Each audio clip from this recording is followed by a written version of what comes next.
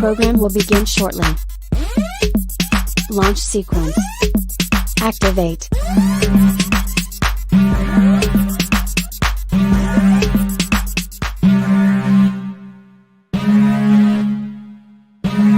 Warning, the following content is not politically correct. Viewer discretion is advised.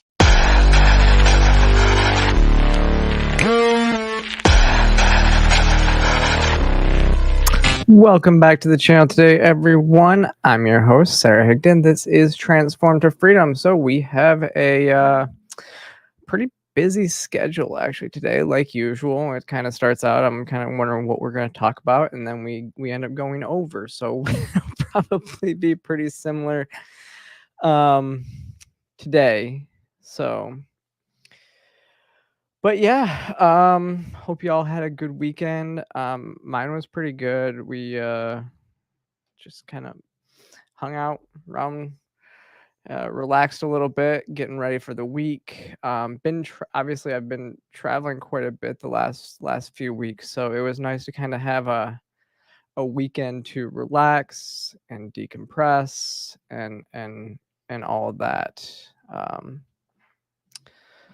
But yeah, so jumping kind of into this, and actually I did want to talk about what I did on Friday. So on Friday, I decided to get up, go to a conference that was being held here in Atlanta. And it was called the Atlanta Comfort Conference. And it was actually a conference that hosted, it was all about trans issues. So you can imagine me showing up to a place that's talking about trans issues. And guess who I only went to see one person speak, and that was actually Marcy Bowers. And if you don't know Marcy Bowers, we talked about her quite a bit on this channel. It was really interesting. You know, this pretty big name speaker, I'll say pretty famous from you know, being Jazz Jennings surgeon and all of that, but went to this conference, and I will say that in the room that she was speaking in, that I was watching, they didn't even have like any, like it was a full house in this room almost, but it was like 15 people. There wasn't even enough room for any more people. Like, it was the smallest room in the world. But it was really interesting. I don't know. I guess I don't know if I was able to blend in very well. But we did get some good information from there. I was not there alone. I don't want to break anything who was there with me or anything like that, because they will probably release some stuff about the conference and everything like that. It was really interesting though, listening to somebody like Marcy talk, say that even in California, they don't, her practice does not operate on minors. The question was asked about doing surgery in children and how to treat children, and with puberty blockers, and where she stands on some of that stuff. She kind of gave the same answer she gave in the video that we've talked about on here before, where while she did say that her practice does not perform surgery on minors, though she thinks it is appropriate. So she thinks that performing surgery on minors is appropriate. She also said though that she thinks that it's just very difficult on puberty blocked minors, and so it would be, you know, her idea is to go further, is to allow puberty to go through a little bit of puberty before blocking the puberty. just so they can develop a little bit more, because again, as surgeons, they have to be more miracle workers, as she said in the past in an interview with Abigail Schreier a couple years ago. Also, that everything that happened with jazz and how difficult everything was with jazz. It was. She also said, they just need more data, and that has always struck me as a little bit weird, right? Basically, when they say they need more data, yet they're going to perform these procedures on minors, or things that they should be performed, whether that's puberty blockers or whether that's surgery itself on minors, when they're telling you that they need more data before it can be really conclusive, what they're telling you is that every child that they are working on is part of a larger experiment. See, if you don't have the data, you don't actively go in and possibly harm children without them understanding that they are part of a clinical trial. And it's very difficult because how do you do clinical trials without working on children? Well, you take the most extreme cases. You have to be able to separate out the most extreme cases and to see if they would actually benefit from that. And usually those extreme cases are ones that have already tried to self-harm, or some of those areas. So the key is that they still don't have the data, even though in the WPATH, and again, Marcy Bowers is the president of WPATH.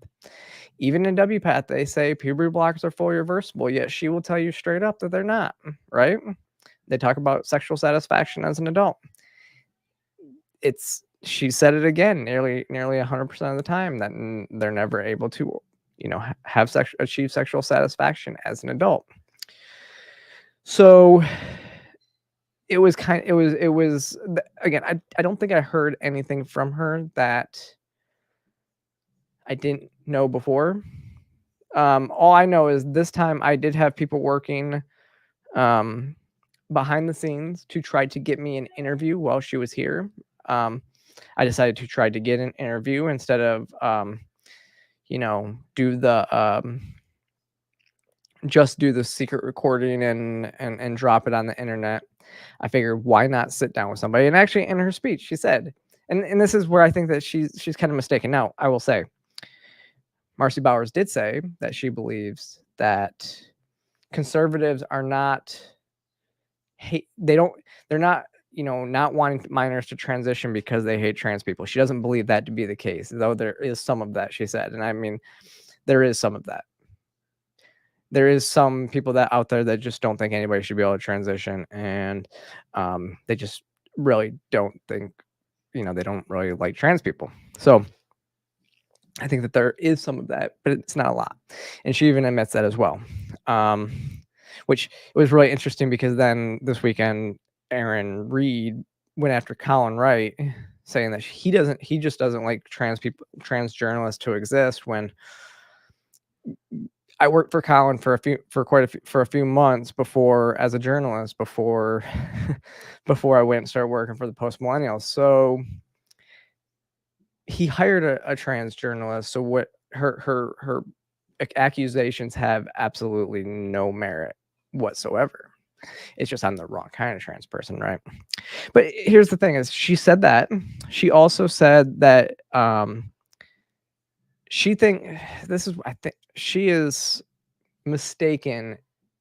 She has the wrong idea about where gender critical people, gender critical people in general, where they fall on the spectrum as to why they're opposed to a lot of these ideas. And she describes it as they are afraid that, of losing the sex binary. She says that's not going to happen, all this stuff, right? And so she's like, she said she would sit down with J.K. Rowling and Abigail Schreier and would love to have coffee with them. And then I was just kind of like, well, why wouldn't she have coffee with me? Why wouldn't she do an interview with me if she said that she was talking to anybody? I mean, who better than somebody like me, You're in Atlanta. Why not do it? I know multiple people reached out to her to do it. I wasn't going to blow the cover on the first day, though, and then I didn't end up going back the next couple of days to the conference. It was a very small conference. I didn't really see. I had a lot of work to do, so I couldn't really go back. But she didn't. I never heard back from anybody to see if she actually would have talked to me. But I think that that's an oversimplification. That it's just they're afraid to lose the gender binary, which is not the case at all. I think most of these people, you're not going to lose the binary. Nobody's worried about the binary being lost. People are, because that's sex based. It's reality. Where the people are disagreeing is when it comes to males and female sports and males and female prisons. So like spaces and stuff like that. Like that's where people are disagreeing, is so that people that are self-IDing into women's spaces simply to go in there and cause harm, or they're acting out of fetish or something like that. That's what people have issues with. And then it's the children. Most people are worried about the harm being caused to children that can't consent to these things and then go on to regret. And she pushed the latest regret numbers, which they're saying is like 3%, which it was like 1% a couple years ago they were even admitted to. But you don't know what the regret rate is. There's no good way to figure out the data on what the regret rate is, or even what the detransition rate is. We just don't know. People detransitioners just stop taking medications and then never go back to their doctors and then never get counted. It's really, really insane.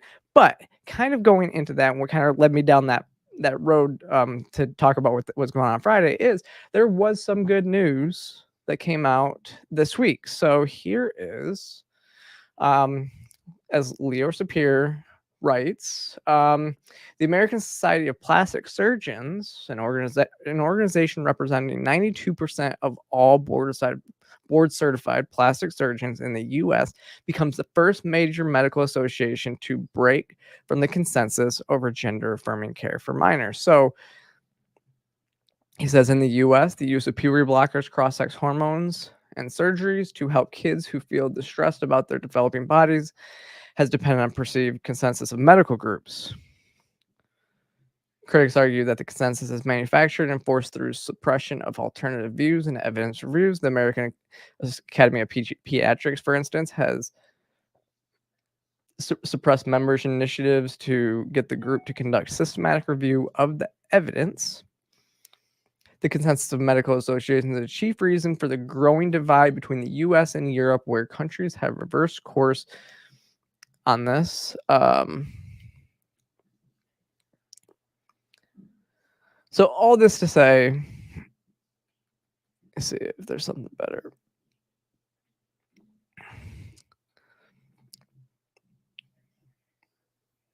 All this to say that the people that perform surgeries, the Academy, the American Society of Plastic Surgeons, has now removed itself from that consensus.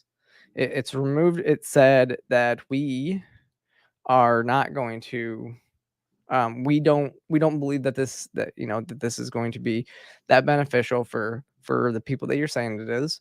So we are not going along with this anymore. Again, it's the first break of this among U.S. based organizations. We're seeing it happen a lot overseas, but it's really interesting because the U.S. was kind of behind the game in getting into the trans discourse, and now it's behind the game in getting out of the transing of youth and pushing it. And I do think that we are going to see, and again, Marcy Bowers talked about there's the WPATH conference coming up, and they're going to have to talk about a lot of these things. Could she be the one to make the change? I doubt it. I doubt she's going to be the one to do it. I thought that she might be the one a couple years ago when she was, stepping away from a lot of the mold and speaking about, some of the complications that she's seen with the use of puberty blockers and all that stuff. And then they put out standards of care 8 last year. So I don't see her being the one to do that. I don't see, I mean, maybe, but now we have a lot more, studies that are concluding. We have the CAS review. There's a lot of stuff out there now that shows that this just isn't, it's not beneficial. It's not worth, children can't consent to life-altering procedures like this. They just can't. So this is good news. Again, another story that we've kind of talked about on here. Let me see. Another big news story is the Supreme Court decided to not enforce the Biden-Harris Title IX gender identity protections. So there is an injunction ruling that's going to stay in effect. So in a 5-4 decision, the Supreme Court denied the Biden-Harris administration's efforts to demand changes under Title IX go into effect. The Department of Education under Secretary Cardona issued new rules making sweeping changes, which creates equality in education. Those changes conflate biological sex with gender identity, making it so that protections set aside for women would also encompass men who said that they were women. So if you remember, the whole thing with Title IX is they didn't explicitly say that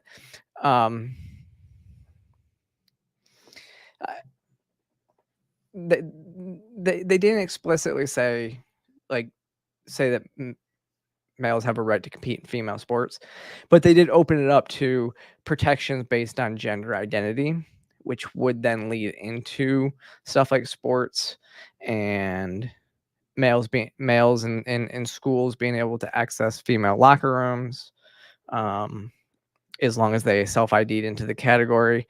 And this is, if you've watched me for a little bit, my ideas on sex-based spaces and stuff like that.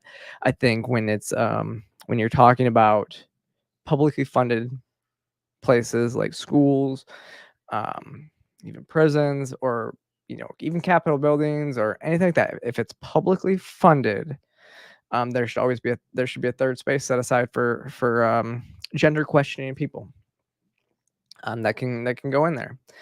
Third spaces are always a good idea, I think, in most places. I do, however, think that private organizations can make the rules as they see fit. The free market can work in that regard. So I don't like to see Title IX was being used that would have effectively hurt women, especially in stuff like sports, and privacy issues in schools and everything like that. Again, it was all based on like self-ID. So if you can self-ID into somewhere, I mean, what high school boy doesn't want to self-ID into, the female bathrooms and stuff like that? I think that is, there's an episode of South Park on that where you can go and see what happens when self-ID just kind of runs amok. We don't like self-ID. It hurts actual trans people just as much as it does anybody else. Jen McMahon says, Sarah, I know you're trans, but I don't trust WPATH. It's a little too Planned Parenthood. I agree. I don't think WPATH is a political organization. WPATH has at one point it was kind of like they set the standards based on like DSM protections and stuff, right? But they have gone and changed it. They've moved it to a political organization to where they want to they're doing stuff to reduce quote unquote stigma rather than what's in the best interest of the person.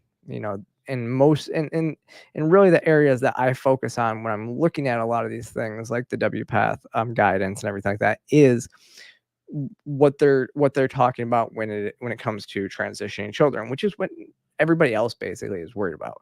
Like, what are they talking about when it comes to allowing children to do? What's the data that they're using behind it? And honestly, for as much as they said the cast review was biased, if you actually look, the WPATH standards of care 8 throughout a lot of studies that were that didn't go along with their narrative, and then even the studies that they did use, they pick and choose, but they said they're just not big enough. So they go in and they say, we're sure that these puberty blockers are 100% reversible.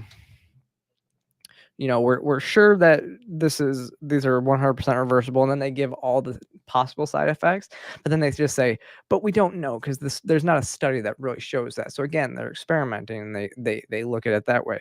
They're just experimenting on children, and there's no other way to put that.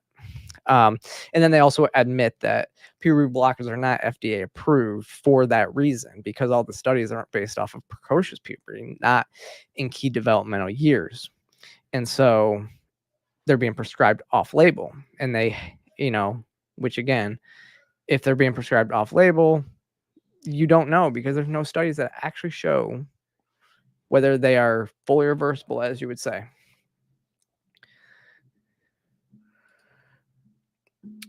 Bridgie says adding, quote, gender identity to Title IX would annihilate women's sex-based rights.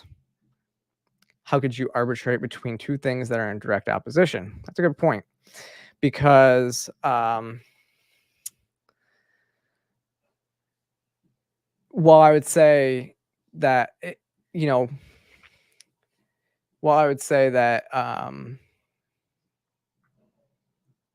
like sex and gender are in direct opposition in this regard, right? So if you're saying that you can't discriminate based on sex, but then you say that you can't discriminate based on gender identity, those are two very different points. Those are two very different things, right? They are kind of in direct conflict when it comes to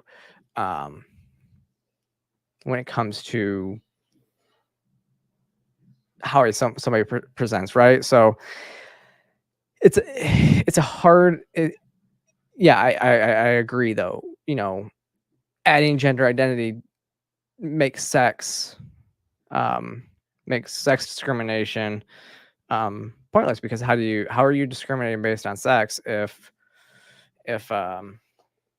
you're allowing like males to compete in female sports and stuff like that?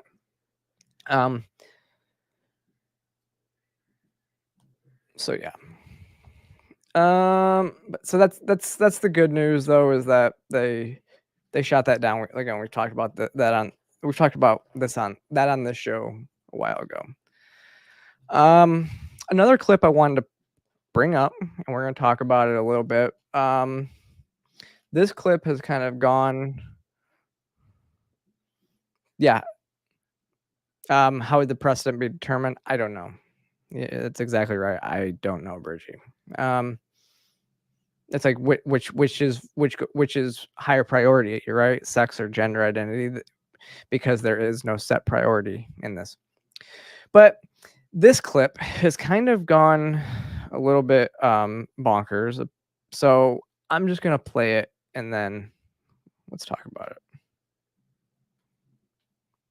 Put HIV positive on my profiles, people don't want to touch you. I remember being on a date with someone, so I brought him back to my place. It was like, okay, like I need to tell you something, like I'm HIV positive. And I remember he like looked at me. It was like I murdered him. I was like, I thought he was gonna beat the shit out of me. He was like, I can't believe you wouldn't tell me, and like you gave me HIV, and like was just losing his mind. And I'm like, no, that's not possible. Even if I bled on you, like in an open wound, like that wouldn't happen. I'm undetectable. And like, but he just like didn't want to hear it. Now, like the way the law goes, like being undetectable, like I really don't have to like disclose my status. And you think about it, like anyone that you meet on your first date, or if like you're hooking up, like are you like, I have diabetes, I have high blood pressure. You're not telling them any of this shit. Where HIV is now, like if you are undetectable, like you don't necessarily like have to disclose that. I don't think you're putting anyone at any risk that you have to like necessarily go through that. But it's because of the stigma and shame that I feel like I have to disclose. People would look at that as betrayal. I put HIV positive. That is betrayal. It is. It honestly, it's criminal in most places around the country. If you don't disclose your HIV status and you hook up with somebody and they contract HIV from that, that could be considered, I want to believe it's considered attempted murder. Possible, maybe not though. I'm probably wrong about that. I don't know if it's that extreme on it. However,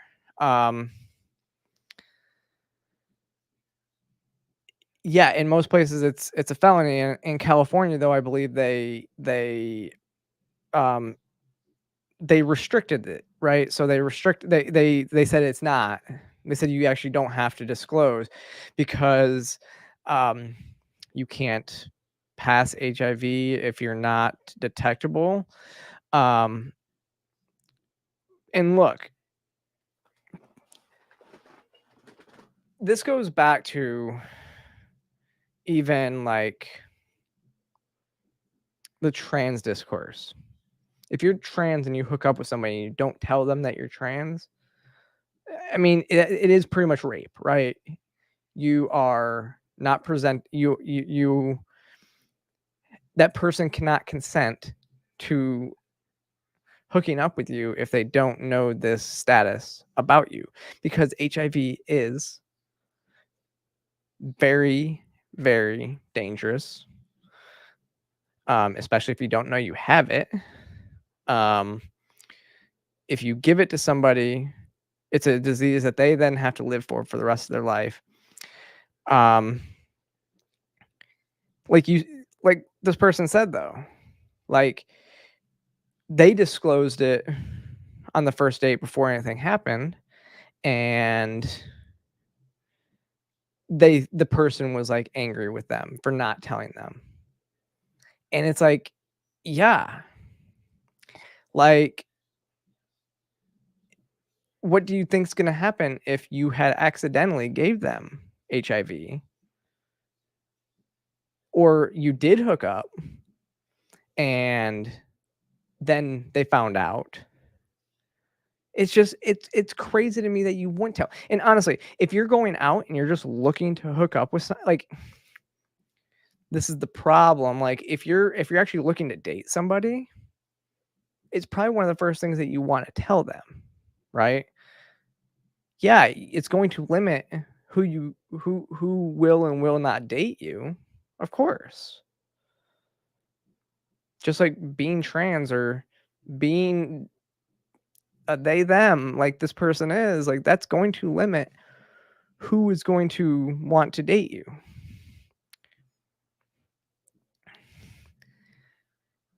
Like, this is insane to me that this person would think that they shouldn't have to tell somebody. Again, like if you're going to date somebody, if you want to date somebody, you want to get that out in the open. It should be in your dating profile. It absolutely should. Like, why are you hooking up with people who are not good people or not going to accept you for who you are?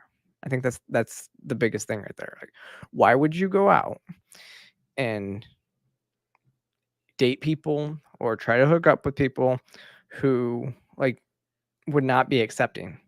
That if they found out, then you would even feel in danger, right? I think it's important to be as open and honest with anybody you go out with, anybody you might potentially hook up with.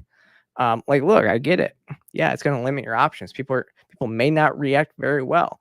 That's why it's actually easier when you put it in your dating profile, right? So having trans in my dating profile is nice and easy because they know before we even go out that that's the status. It's a little bit trickier when you're out and people start talking to you at the bar or whatever like that. But you get used to just being like, hey, just so you know, like if that's okay. And they're like, oh yeah. Or no, that's not okay, but thanks for telling me, right? Like you have to give them that option. And it's not about stigma. Again, HIV is a deadly virus. And if you don't know you have it, then if they don't know you have it, then they can't consent to that. They cannot consent to hooking up with you if they do not know that you have a deadly virus that they could catch. It's not like diabetes. Diabetes is not transferable. Can't catch diabetes from somebody else. Yeah, like Jen, you're right. HIV is not herpes either. It's not even, it's not, I mean, and I would say that if you have any type of, STD, the person that you're going to have sex with should probably know that anyways. So I'm saying, it doesn't even have to be a deadly virus that you can spread sexually. It can be any STD that's going to be spread.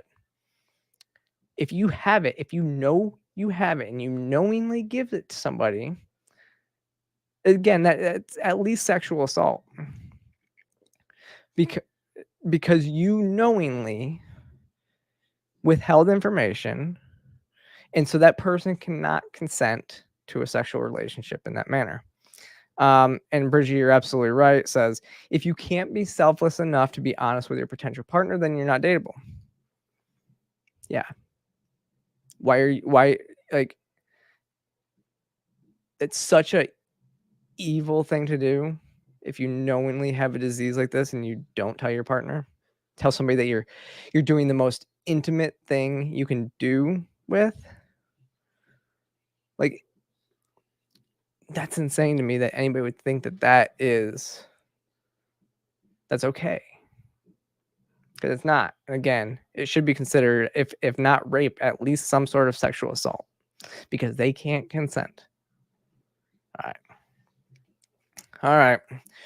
Moving off on that, but I also wanted to kind of talk about this for a second. All right, we're going to jump into now politics. So buckle up. The next 30 minutes is all about politics. Now, if you haven't seen this video, this is the Harris campaign is so cringe right now. Everything is fake and gay and scripted, right? So like this video. Here, watch. You see corn nuts over there, Isn't Tim? this it? Oh, yeah. Oh, that's the big. There you go. Yeah. That is fun. You see corn nuts over there? Okay, so just some fake, scripted, weird shot. Like, oh, they're just like us. Stopping at the Sheetz gas station for photo ops, which is really interesting because I saw the other shot of this and immediately knew that this was a Sheetz gas station because Sheetz gas stations all have the brick. It's a pretty distinct brick interior that they have in them. And so I remembered this from a few months ago that they're stopping in the Sheetz gas station right now because Sheetz are in Pennsylvania and they're trying to really heavily hit Pennsylvania, right? But the Biden administration is currently suing Sheetz. Now, remember, we talked about this maybe back in April when this came out. Yeah, it was in April. We talked about this because I wrote this article for the Post Millennial. But the Biden administration is currently suing Sheetz for discriminatory hiring practices, right? It was right after there was the botched photo op at the Pennsylvania gas station. And it's interesting because they're discriminating hiring practices is actually using is simply using background checks. So you're not allowed to use so they're saying that background checks are allegedly racially discriminatory. And so yeah, I'll go back to this. I actually posted this so you can actually see the Equal Employment Opportunity Commission is currently suing Sheetz for racially discriminating hiring practice for simply using background checks. So it's kind of funny that they used a Sheetz gas station for their photo op this last weekend. I'm like, does this mean that they're dropping the lawsuit? Like, you can't make this up. Like, the administration that Harris is currently a part of is suing the gas station chain that she's trying to do photo ops in. Like, honestly, she should be like, you guys can't do this here. Like, you guys should not. You guys are actively suing us. Get out of these stores. I mean, that's the thing is why would if you don't agree with the hiring practices of of of of a business of any kind, why are you actively supporting it by going there? Why are you giving them your money? Why are you giving them the taxpayers' money for you to campaign? Right? So, yeah. Now, the Democratic National Conventions this week, and it's really interesting, right? It seemed it was relatively quiet at the Republican National Convention. Not really a lot of protests and stuff like that. But now, in the lead up, they started building these huge walls. And now let's just play this clip real quick.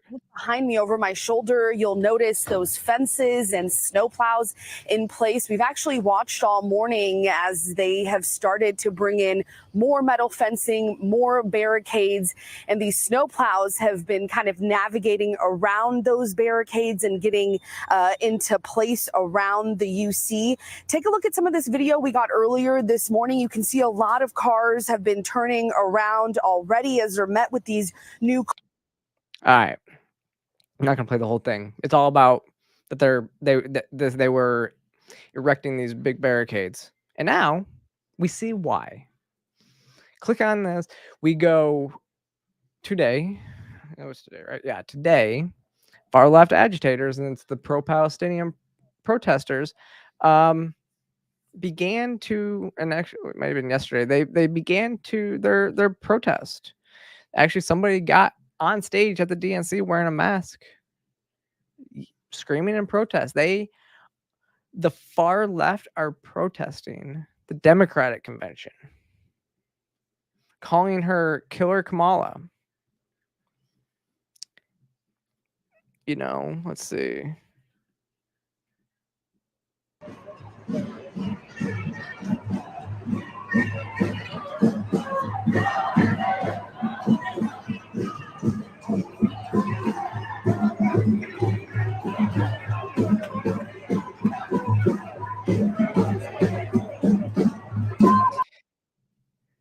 Oh, let me see.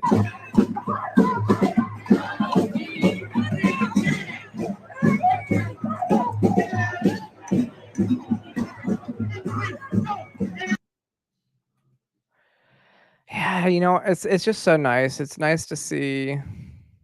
It's nice to see the left just kind of eating their own. And that's the thing is they're like, oh, but you know, that's part of their base. Racist, sexist, anti-gay, Christian, fascist, go away.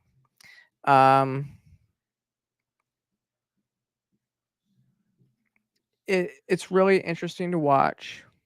Yeah, the left eat their own. It's kind of fun. Because people say, oh, they're still gonna vote for her. No, I don't think that they will. This is part of their base. These are people that the Democrat Party has relied on for a very long time, in supporting them. But we saw it in Michigan this year. A lot of them did not vote in the primary because they said it doesn't matter. We're not going to vote for them. We're going to abstain from voting because they are complicit in quote unquote genocide. That's their words. We've talked about my views on the Israel-Palestine stuff on here before, so we're not going to get too deep into that. But it's interesting, you know. Pro-life protesters are countering baby killer. Oh, these are pro-life. So these are actually conservatives that are out there marching in this one, but most of these are for like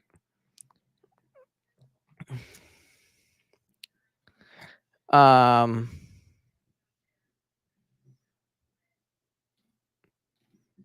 it's really, yeah. I mean, so there's a lot of protests going on. Got some video today though from my from Savannah Hernandez. Shout out to her. People like to steal her. A lot of these big accounts on Twitter like to steal her videos without giving her any credit, which is one of my biggest pet peeves on the platform is the content theft. So shout out, go follow Savannah. She's always on the ground doing great work. So but here's what this was just before we came on air. She posted this. those fences that we saw being erected, they're breaking them down. Like, look. All right, y'all, this is Savannah Hernandez in front of the United Center for the DNC. And as you guys can see behind me, we've got quite a few protesters, and the police have now arrived. Now, they drove through this first barricade, and they were trying to break through the second one that's right behind me. So now police have arrived. There's quite a few presence. Again, this is day one of the DNC. This is what it looks like on the ground. They've been marching all day since noon. They started in Union Park, and they now have made their way to the front of the United Center. You have a lot of attendees here for the DNC, just a block and a half away. You can actually hear the chanting of these protesters at the main entrance of the DNC. All right, y'all, this is Savannah. So, remember the 2020 Summer of Love? A lot of that, it seemed, possibly sparked a lot of protest, and it ended up, it probably hurt Donald Trump in the election. In the 2020 election, it sparked Democrat voters to get out and go vote for the Biden-Harris administration. Now, those protests, the violent protests that are happening, they're doing it to the Democrats in a Democrat administration. It's almost like, again, they're not happy with the administration as it stands right now. So it's going to be really interesting to watch. One of the other absurd things, and actually, I'm actually here for this. So I'm fully here for this one. At the DNC, Planned Parenthood brought an abortion bus to give free abortions and vasectomies, and apparently they said their appointments were all booked up already. Like they booked up very quickly. Now look, y'all know I'm pro-life. And so to say I'm actually for the abortion bus, not really for abortion in that way. What I will say, and I am for leftists getting vasectomies, though, all for that. But here's the thing: is it's really interesting to watch the left be the party of sterilization. This is like why. In a lot of ways, you kind of have to ask, like, why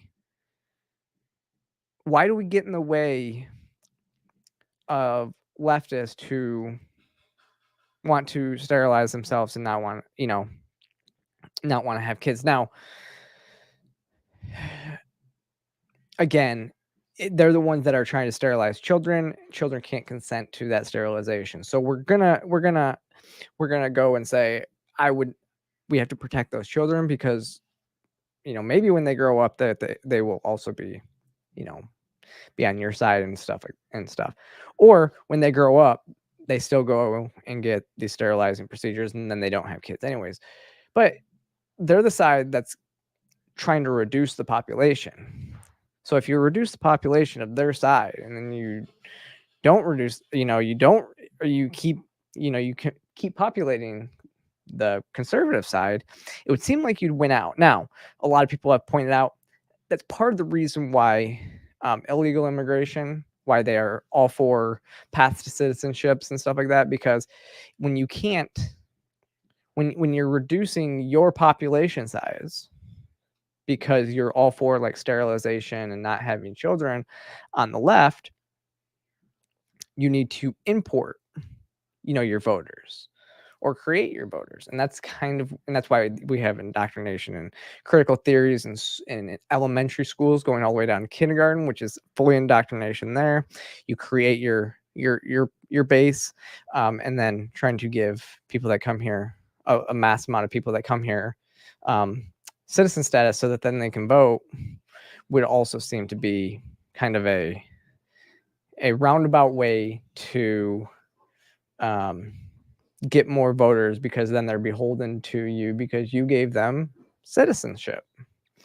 Not saying that's what they're doing for sure, because I can't say that Can't obviously it sounds very conspiratorial at this point in time, but who knows? It's just really weird that they are the ones that, they're the party of sterilization and not having kids, but they're also the party of illegal immigration. And I'm not gonna go. I'm not really big into the whole great replacement theory stuff. I think it's more just about getting. I think that they like to have. They will try to buy votes with immigration statuses. Now, interesting. Now, before the convention, the Democratic Party released their party platform. But it's really interesting because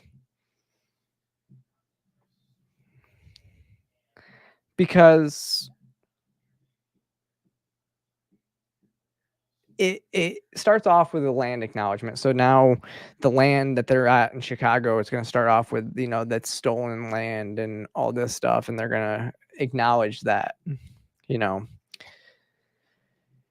But it also talks about Joe Biden's reelection like 19 times in it.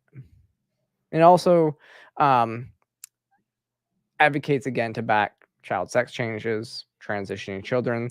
As we talked about last week, and we've talked about quite a bit on the show, that is what's on the election. If you actually saw, I did a reel for Outspoken USA.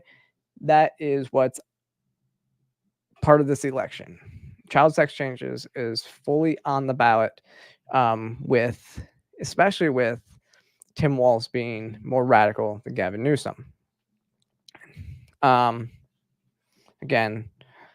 the platform, it references, they didn't change the platform after Kamala is now the presumptive nominee. It keeps talking about Joe Biden's reelection, which is not going to happen. And here's what you start to see.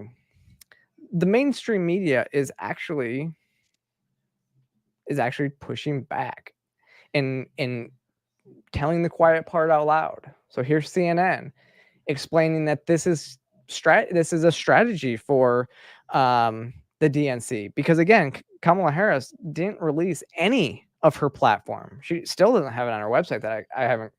She may have released some of it on the website. I haven't gone to check today, but she hadn't released like any of her platform, and now the DNC puts theirs out, but it's the old one. So then they're admitting that it's so that they can stay vague, so that she can change her platform on a given notice. So here, David Chalian, President Biden dropped out of the race a month and a day ago.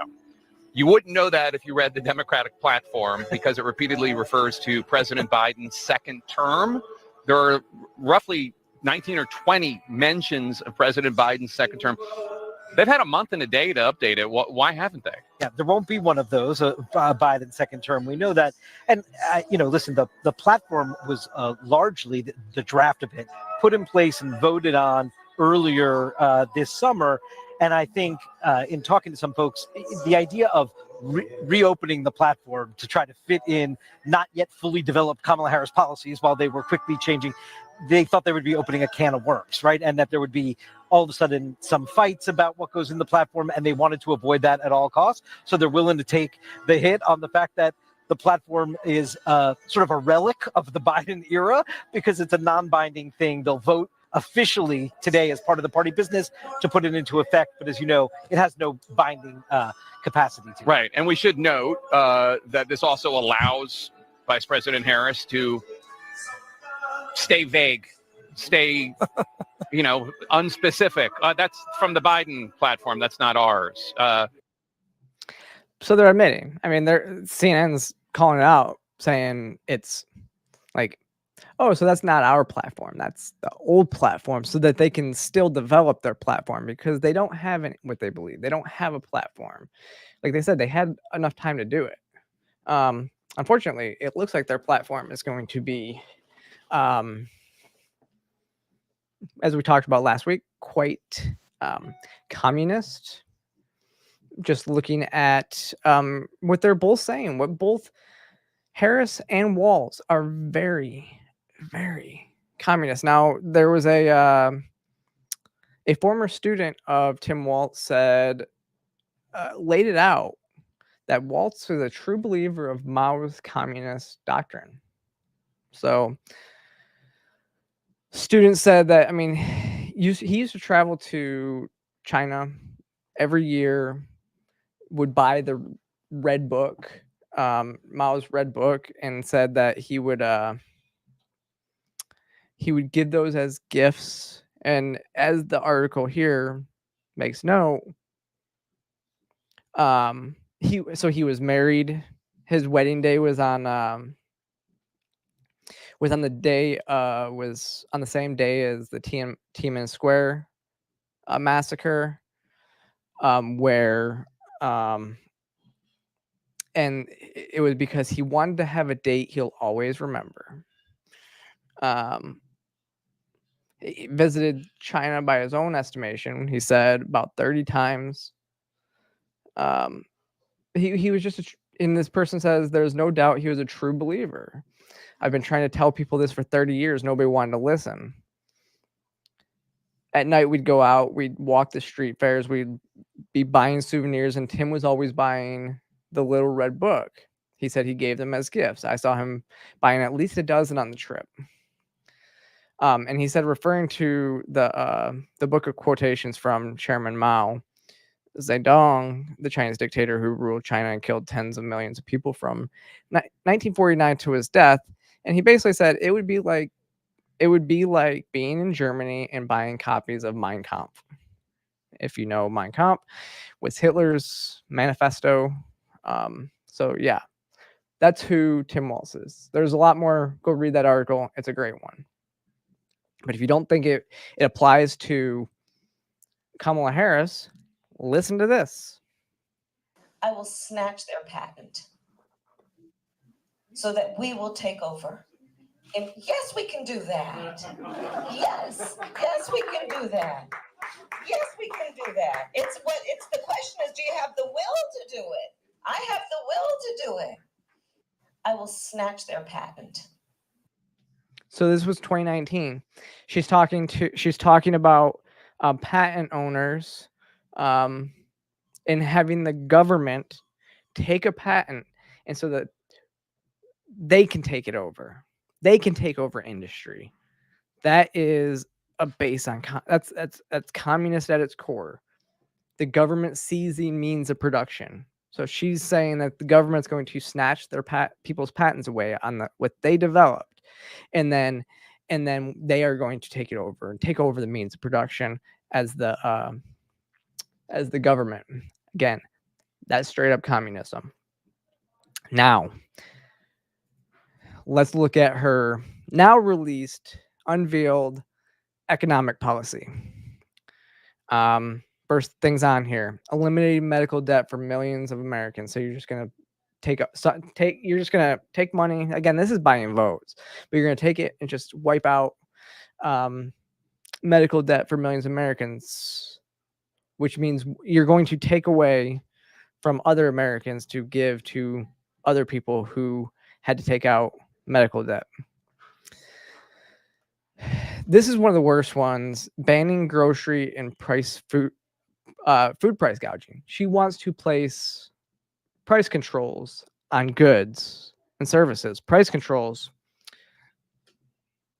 eliminate supply and demand. Actually, we had a great video over at Free the People where Andrew Heaton, so as part of Adults Are Talking with Andrew Heaton, explains how price controls, especially in natural disasters, when you control prices, you have shortages. So if they're going to start putting price controls on groceries and food prices, then you are going to have shortages. That's simply the side effect. It's how supply and demand works, because what happens is when you have a lower cost of something, people buy more of it than they actually need. So in a natural disaster, if you have an artificial, like if you put a price cap on, say, toilet paper. Oh, hi, babies. If you put a price cap on, say, toilet paper, that's when you see the shelves, people buying up and hoarding toilet paper because they don't know when they're going to get it.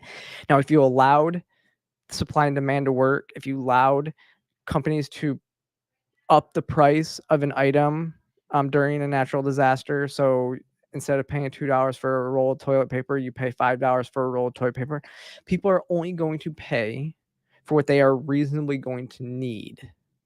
And that way everybody still has some. Yes, you may pay a little bit more, but you're only going to buy what's actually needed.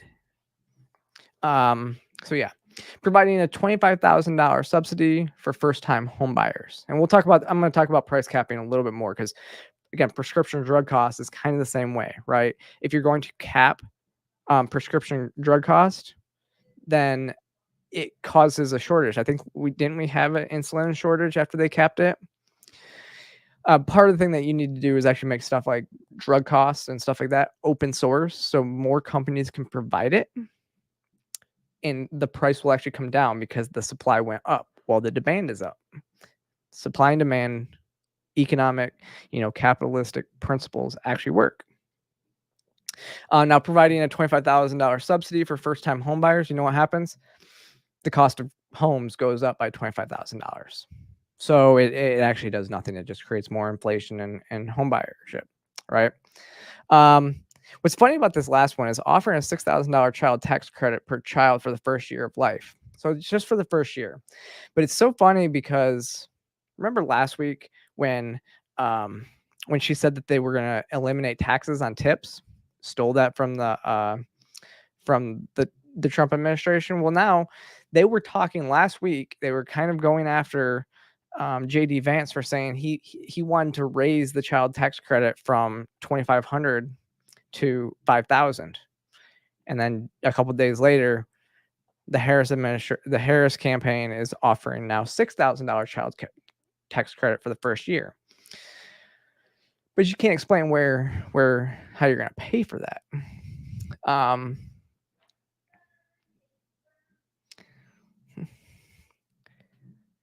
So, yeah, like I said,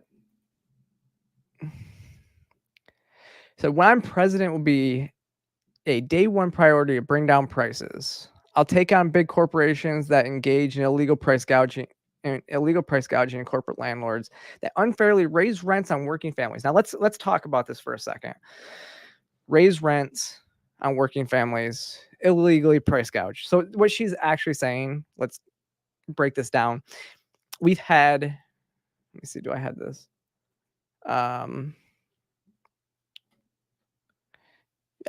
I have an article that says it, but we've had the highest rates of inflation that we've had in a very, very, very long time. I think they said this was worse than the Carter. We haven't seen it this bad since the Carter administration.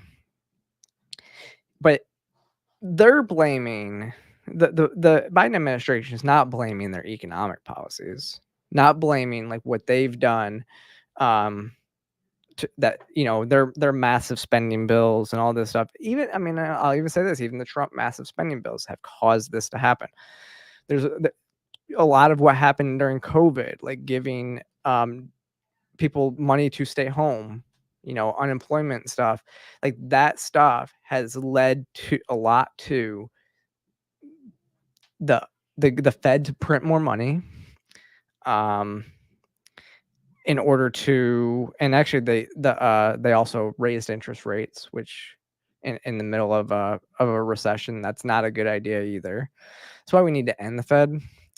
But they print more money and then it dilutes the supply. And so, yeah, that's why these prices go up. But they're blaming corporate greed. They're saying it's these corporations want to have these massive spending bills. But the problem is, like, even the legacy media, let me see this one. Well, here's what somebody said, and I'll explain. So it says they were quoting her in her speech. It said, "I believe competition is the lifeblood of our economy. More competition means lower prices for you and your family." That's true. That is true. The person says you can disagree with the specific policies, but her speech today was pro startup housing and competition. Her speech was pro-competition, pro-housing. Her policies are the exact opposite. So I said they make it so basically these policies that she's running on, like raising the minimum wage and all these things, they are they are good for big corporations who can afford economies of scale and all that. So they make it so only big corporations can afford the increased cost, which will drive small businesses out of the market, thus making it harder for business and startups. So the policies that she's pushing are not what she's saying she's going to do or what she's pro. And even like legacy media companies are now attacking them, saying that these price controls are Soviet gimmicks. And here, let me run this. This is on CNN. Oh, wait a second.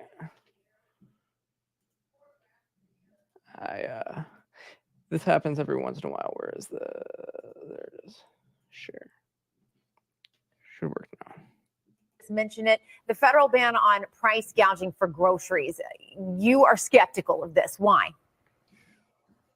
Well, first of all, nobody can explain what price gouging means. It's like that old line about pornography. I know it when I see it, in the sense that what does it mean to have an excessive price or an excessive profit margin? That seems to be shorthand for a price or a profit margin that bugs me. That seems too high.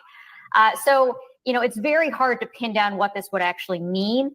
If you look at the legislation that, as I mentioned, is already in the Senate, led by Senate Warren and Senator Bob Casey and a slew of others, the particular way that this is written, which is likely to be the template for any proposal that Harris would eventually embrace, is especially bad in that it just bans excessive prices, grossly excessive prices, grossly excessive profit margins, and says that the Federal Trade Commission can use any metric it deems appropriate to decide what that would mean, which basically says, like, it's not going to be markets, it's not going to be supply and demand that's determining how much your grocery store charges you for milk or for eggs. It's going to be some bureaucrat in DC, which seems like totally unworkable, first of all, for the FTC to be deciding like how much Kroger charges for eggs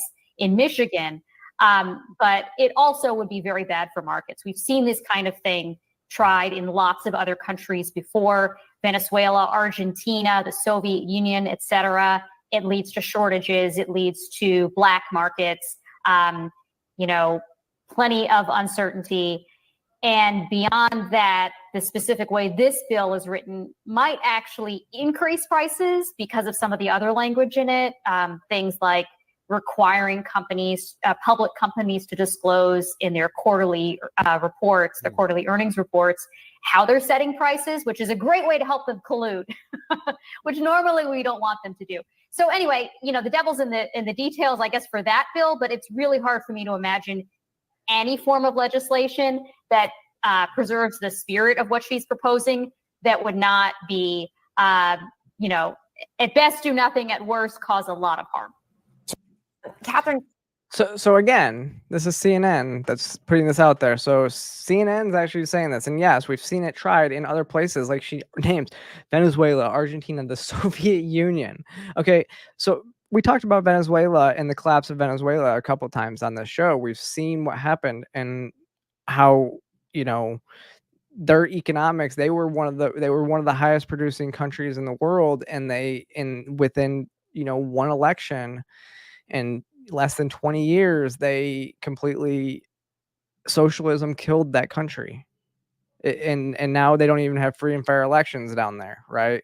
Like I talked about last week, my friend who was trying to was taken by the regime in Argentina, and it was basically kidnapped. But also, I said Venezuela, right? So Venezuela, Argentina, Javier Milei is doing, they think he's a radical. They think he's crazy, but you know what? He's actually making progress in Argentina because Argentina was so bad. The the inflation was skyrocketing. And my friend Maggie Anders, who you guys may know, has a show called Undoctrination over at Fee. She's been to Argentina a couple times, and she said it was really crazy because she would have to go get money exchange, like do the U.S. exchange rate every day, and it was every day she would get a different number back because of how bad the inflation was there. It was like rapid hyperinflation, and so it was changing just rapidly every day. Their money was getting less and less valuable. What happened? Talk about the rent control that the Harris is actually the rent control that the Harris campaign is talking about. Making sure that landlords can't charge an appropriate or whatever she deems as excessive rent. But that's exactly what happened in Argentina. People couldn't afford houses, and there was a housing shortage in Argentina because of rent control limits. Javier Milei got rid of those rent control limits, and guess what? There was a report this week that the housing, how the availability of housing is now good. It's coming back in Argentina. It was a very positive report because he got rid of those rent controls, and this was the supply and demand curve. If you've ever seen supply and demand, it works all the same with this. The rent, so the cost of an item, and the quantity of an item. So you see, if you've never taken Econ 101, this is basically how it works. As supply goes up, so if supply goes up, you generally want to be right where this is. So supply goes up, demand is on the downward curve. So if demand goes up to here, then this supply line is going to move up with it along this axis, right? And you're going to have a rent price that's up here if that demand falls, but what happens is, and so if there's a demand for a certain amount of housing, the price goes up because the supply is going to move up this line. There's going to be less supply. It's going to meet the market demands. What happens when you put in price controls? It sets a limit right here, so you can't raise rates higher than this. But then what happens? You have a demand for this quantity. So this portion right here in the middle, this is your shortage shown in this graph. So because this is the quantity of housing that you have, this is the quantity of housing that's demanded. It's the same with every other item across the board. You can't put control limits in or it will cause shortages. This is basic Econ 101 supply and demand principles. This is how it works. This line should move up and down based off of what the demand is. So that is what happens when you control it, when you try to put price caps on it. Okay, I hope that's clear. If y'all want me to do like a basic economic 101, I mean, I'm not an economist, but I understand the market well enough.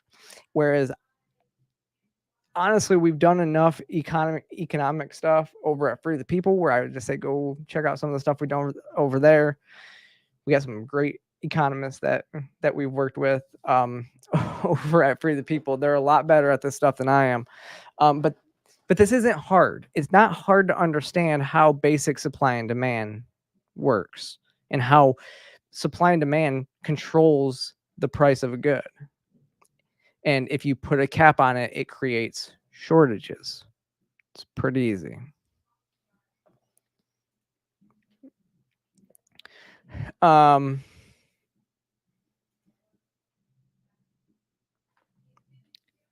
Yeah, you're right. I mean, Ronnie, it's straight up capitalism. It's pretty easy to understand. Like I said, I learned it basic econ 101, but it's one of those things that it seems just like common sense to me.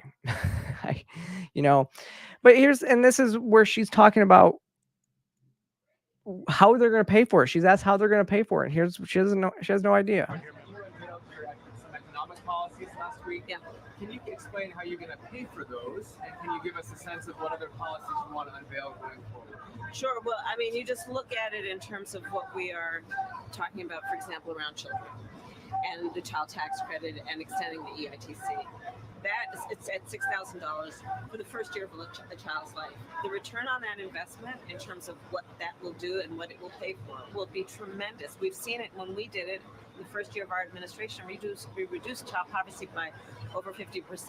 So that's a lot of the work. And then what we're doing in terms of the tax credits, we know that there's a great return on that investment. When we increase home ownership in America, what that means in terms of increasing the tax base, not to mention property tax base, what that does to fund schools, again, return on investment. I think it's a mistake for any person who talks about public policy to not critically evaluate how you measure the return on investment. When you are strengthening neighborhoods, strengthening communities, and in particular the economy of those communities, and investing in a broad-based economy, everybody benefits, and it pays. She has no idea. She's been told that there is a return on this investment. There is no return on an investment in terms of when you give somebody just $6,000 more in tax credits. Now, I'm not opposed to any tax credits. In fact, I would rather just get rid of taxes. And honestly, I would get rid of the income tax and the property tax. Are the two biggest offenders, in my opinion, when it comes to taxes. The two biggest thefts are property tax and income tax. But when you give people a $6,000 of their own money back, that's not a return on investment. You're just giving people their money back, and it's like saying, I mean, you're giving it to them so they can take care of their kids, right? So their kids are not working. Their kids are not paying taxes. Are you really trying to say that that's going to help raise money that comes into the federal, to go against the national debt? No. That makes absolutely no sense. There is no return on investment there. Again, somebody told her to use these words, return on investment, and that she just circle talked around it like she always does. And it's kind of funny listening to the internet now basically being like, this is just drunk Kamala. She's now just drunk Kamala. Or Kamala.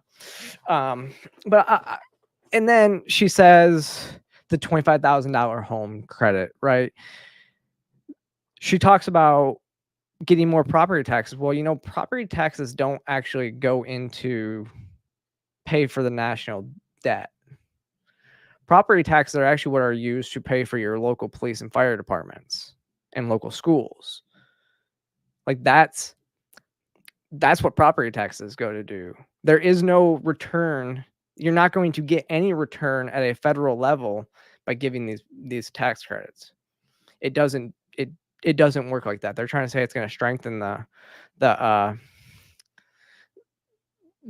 community, but it's not going to do that.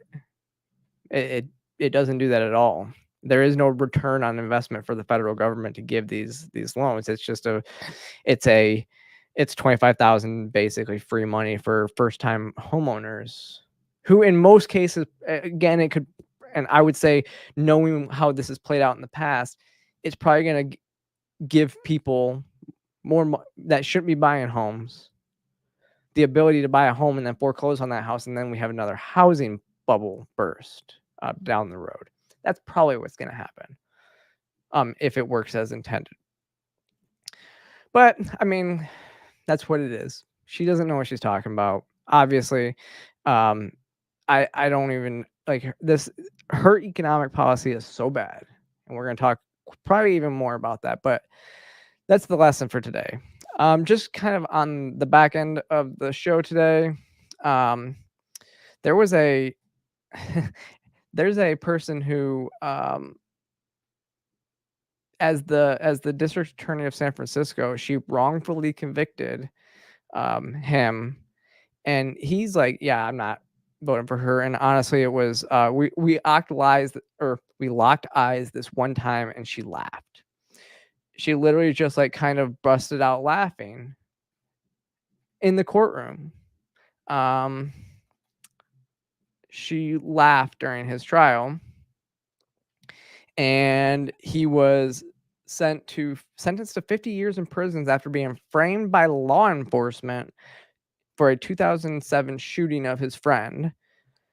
6 years into his sentence, his conviction was overturned, and he was later awarded $13.1 million settlement from San Francisco. So this is one of these people who DA Harris locked up wrongfully and laughed in his face during his trial. So yeah, that's the type of stuff you get with Harris and her record. I mean, again, go back and just listen to what Tulsi said in the debate a couple years ago. That basically should have ended her political career and aspirations at that point. Now, last point I kind of want to make. I'm gonna disagree with Donald Trump just to make it even on this episode, okay? Just so you know, I'm gonna disagree with what he says. So here. Uh-oh. Let me re-present this again.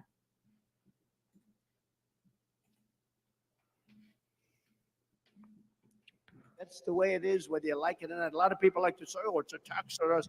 No. It's a tax on a foreign country. It's a tax on a country that's ripping us off and stealing our jobs. And it's a tax that doesn't affect our country. And you can see hundreds of billions of dollars of tariffs on other countries also. I took in. No, I'm sorry. No. And Spike nails this one right here. All taxes are paid by the consumer. Businesses don't pay taxes. Countries don't pay taxes to other countries. When Toyota imports a good into the United States, guess who pays that tax? The consumer, because they raise the price of it to match it. Businesses always pass through cost to the consumer. So whenever the Democrats say that they need to, complain that we gave businesses tax breaks, well, yeah, guess what? If you give corporations tax break, you're actually going to lower the cost of that item.